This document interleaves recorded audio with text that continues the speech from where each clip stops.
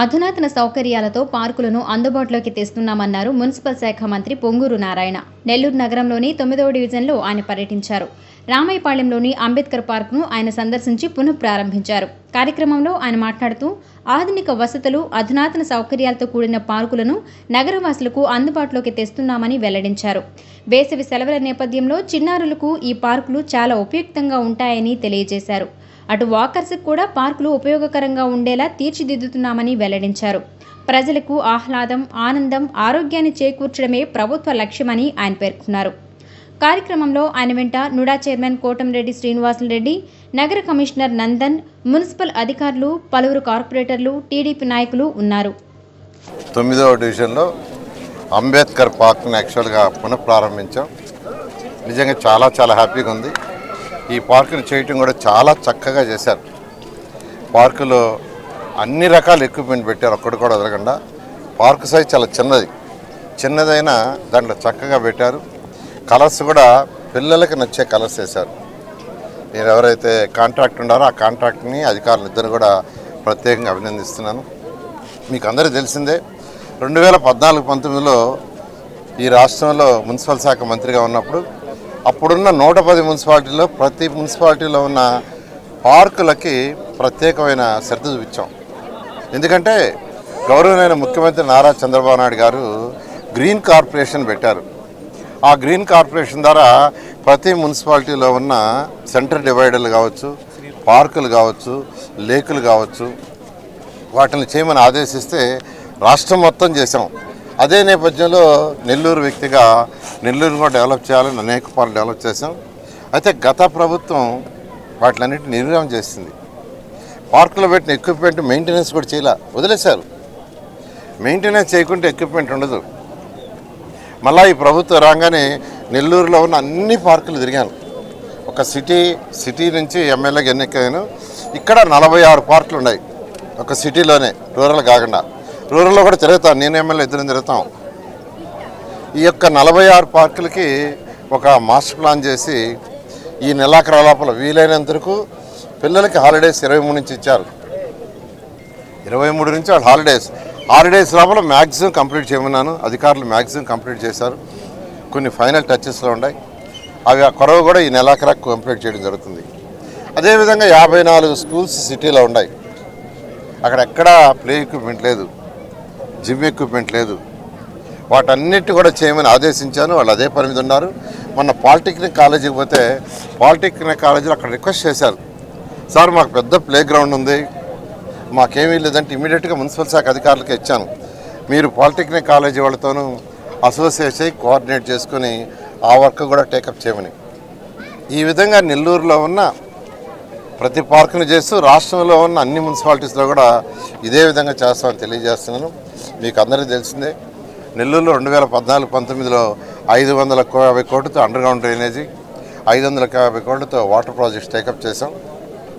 85%, 90% 2 ప్రాజెక్టులు ఉన్నాయి. కానీ గత ప్రభుత్వం వదిలేసింది. వాటిని మళ్ళీ ఇప్పుడు టేకప్ చేసాం. 1 ఇయర్లో అవన్నీ కంప్లీట్ చేస్తానని నెల్లూరు ప్రజలకు సవినయంగా తెలియజేస్తూ, అది కాకుండా ఎన్టీఆర్ సుజల స్కీమ్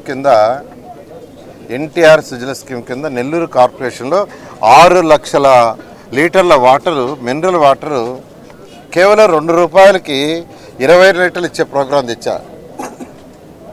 దానికి కూడా దాదాపు 5 కోట్ల రూపాయలు ఖర్చు పెట్టారు 2014-19. దాన్ని వదిలేశారు. అంటే ఒక ప్రభుత్వం 5 కోట్లు ఖర్చు పెట్టి మరొక 5 కోట్ల 10 కోట్ల ఖర్చు పెడితే 5 కోట్లకి ఉపయోగం ఉండేది. 5 కోట్లు ఎక్కడదండి? ప్రజలు కట్టిన ట్యాక్సులదే.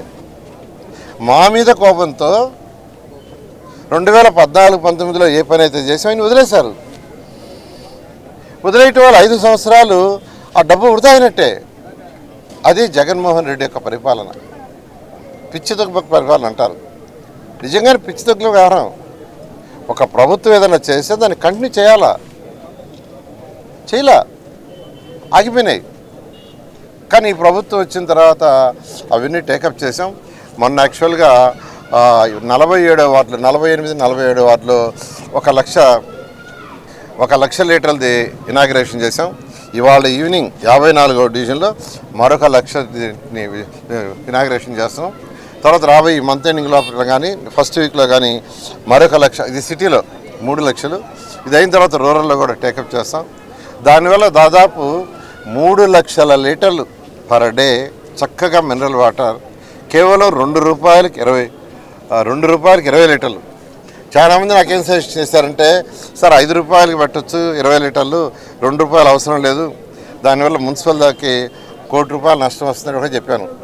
2014-19లో ప్రజలకు ప్రామిస్ చేశాం ₹2కి 20 లీటర్లు ఇస్తామని. అయితే ప్రభుత్వం పోవటం వల్ల గత ప్రభుత్వం దాన్ని వదిలేసింది. కానీ ఈ ప్రభుత్వం వచ్చిన తర్వాత మాట నిలబెట్టుకోవాలి అని ₹2కే డిసైడ్ చేసాం. ₹2కి 20 లీటర్లు చక్కగా కార్డులు ఇస్తారు.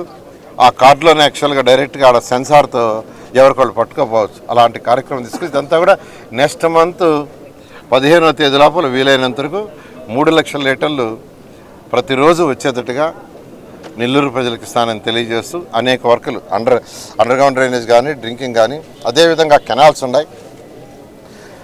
ఆ కెనాల్స్ అన్నింటినీ యాక్చువల్గా చేయడానికి 50 కోట్లు బడ్జెట్లో పెట్టాం. అది శాంక్షన్ కూడా చేశారు. అది కూడా త్వరలో వస్తుంది.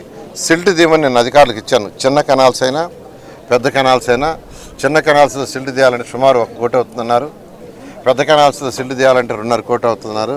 అది చేయమని మున్సిపల్ శాఖ ఆదేశించాను. ఈ విధంగా ఈ రాష్ట్రంలో మొత్తం నెల్లూరు మున్సిపాలిటీ కాదు, రాష్ట్రం మొత్తం యాక్చువల్గా ఒక స్పెషల్ డ్రైవ్ చేస్తూ ముందుకు పోతున్నాం. అంతేకాకుండా అండర్గ్రౌండ్ డ్రైనేజ్ కొంత అయిపోయింది, కనెక్షన్స్ తీసుకోవచ్చు. కనెక్షన్స్ తీసుకోవడానికి గతంలో ₹5,000 ఉండేది, డిపాజిట్ కట్టాల. ₹5,000 మున్సిపాలిటీ, అది తీసేసాం. కేవలం ₹1 కడితే మీరు కనెక్షన్ ఇచ్చుకునే పర్మిషన్ ఇస్తారు. ఆ ₹1 మీరు కనెక్షన్ మెయిన్ డ్రైనేజ్కి ఇచ్చుకుంటే దోమల్లేని నగరం తయారవుతుందని నెల్లూరు ప్రజలందరికీ సవినయంగా తెలియజేస్తారు. Thank you.